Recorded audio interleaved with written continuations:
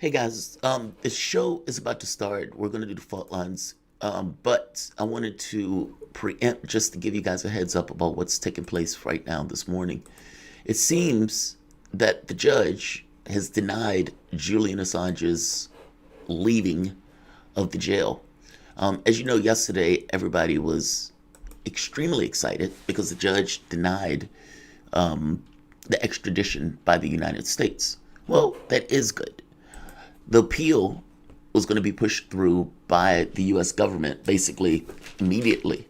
The question that everyone came up with was basically that the judge decided that they weren't going to extradite to the United States based on mental issues, that his autism was of such that in a maximum security prison in the United States, and because of how horrible the US conditions are in our prisons, that Assange would avoid and overcome anything that the U.S. puts up in his path so he can't kill himself. And because the judge is not for Assange killing himself, the judge basically denied the extradition order. The catch is that the judge is basically saying that Assange is still a flight risk. So the judge, despite rejecting the order, is still refusing to let Assange go.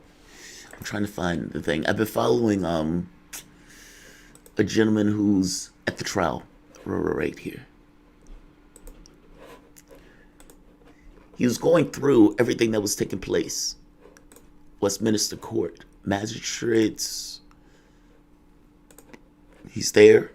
Craig Murray, ex-diplomat and whistleblower, again. And why are you so optimistic? Partly that there has been no appeal lodged so far. The Justice Department yesterday stated they may not lodge an appeal at all.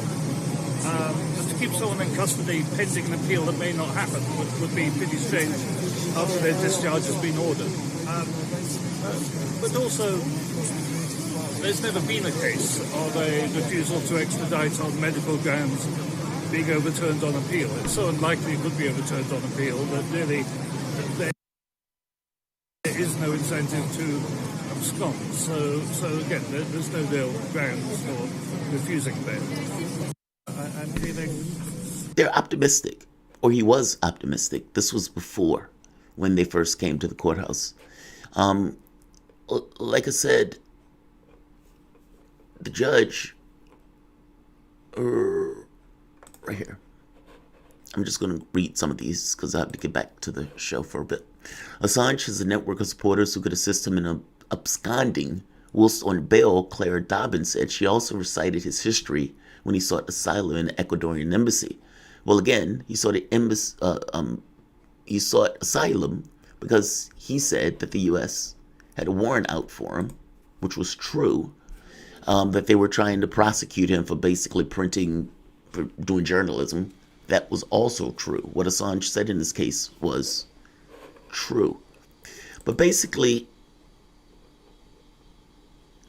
on this idea that he could somehow get away, the judge refuses to grant Assange bail. The conditions of Belmarsh prisons are nowhere near what they are in a United States prison that would lead the judge refusing to grant extradition.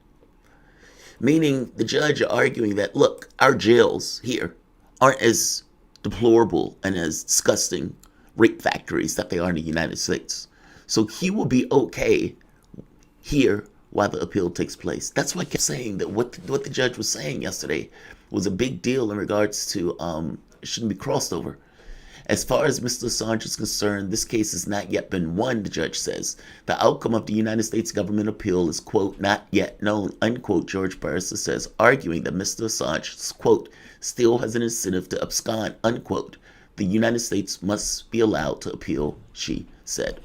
So, Assange basically is not being extradited. However, he is being held while the appeal takes place. And the judge has refused to grant Assange bail. Like, share, and subscribe. I'll see you guys in about